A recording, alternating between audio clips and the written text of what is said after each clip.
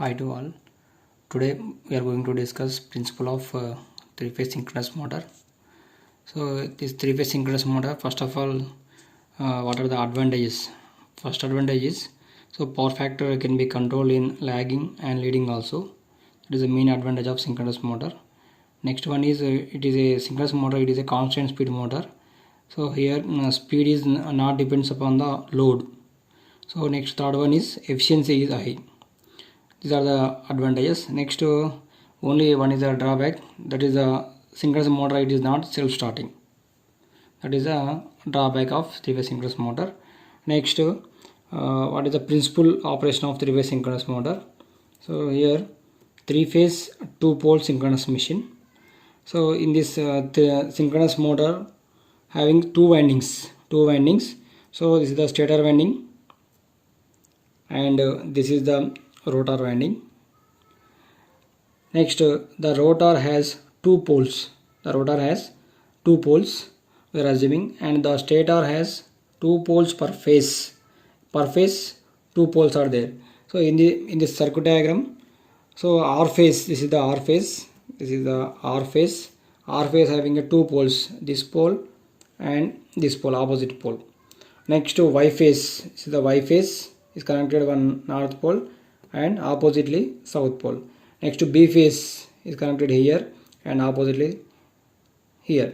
So in the stator has two poles per phase. So this is the complete rotor winding. We are giving the DC source, the plus minus two poles, north pole and south pole. So in the synchronous motor having two windings, that is the rotor winding. We are applying the DC supply, and stator winding given the AC, that is the three-phase supply RYB. Okay, this is the circuit diagram, and this one also some simple circuit diagram. So synchronous motor, it is a double fed machine. Why? Because stator winding given to the three-phase supply and rotor winding is given to the DC source. So that's why three-phase synchronous motor, it is a double fed machine. Okay, so next to working principle of synchronous motor. Here this is the stator and this is the rotor. So first of all, let us consider the rotor as stationary.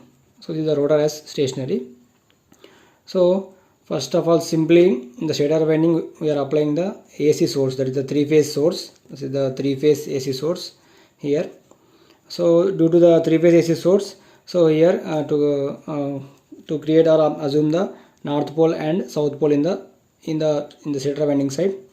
Next in the rotor winding we are applying the DC source. DC source means it is a fixed polarity. Due to fixed polarity, fixed poles will be created. Here north pole and here south pole. Okay, these are the fixed. Why? Because rotor winding is excited by DC source. Okay, so from this diagram, first of all, let us assume the rotor as stationary. So rotor it is a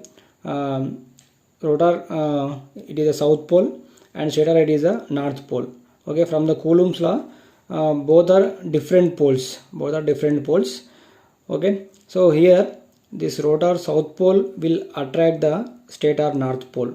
So that's why this rotor will rotate and try to rotate the clockwise direction due to the attraction.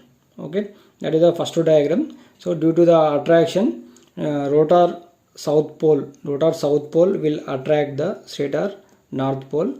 Then finally the rotor will rotate clockwise rotation. Next after half cycle in the stator side, poles are changing. So here you got south pole, here you got north pole, but in the rotor winding same south pole and north pole. Okay, from the Coulomb's law, same poles, like poles are repel each other. Okay, repulsion means, so here repulsion force will be created. Due to the repulsion force, this rotor try to rotate the counterclockwise direction. Okay, so here first diagram, this is the clockwise direction. So in the second diagram, that is a counterclockwise direction. So both are opposite. So that's why starting torque of three-phase synchronous motor is 0. Okay, that is the working principle of three-phase synchronous motor. Then how to start the three-phase synchronous motor means, so we are applying some external methods. So that is, if suppose the DC motor is coupled with this DC motor is coupled with rotor winding, or we are using the some damping methods, damper windings, or we are using the synchronous induction motor methods. Okay, so by using the three methods, so we are applying some external force. So here we are using any one external force or external motor. So in the second diagram, so here you got south pole and here you got north pole. By applying some external motor, in the third diagram,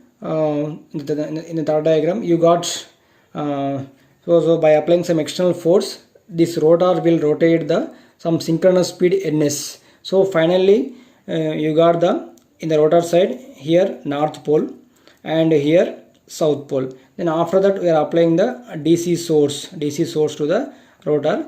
Okay, so here finally this is the north pole and this is the south pole.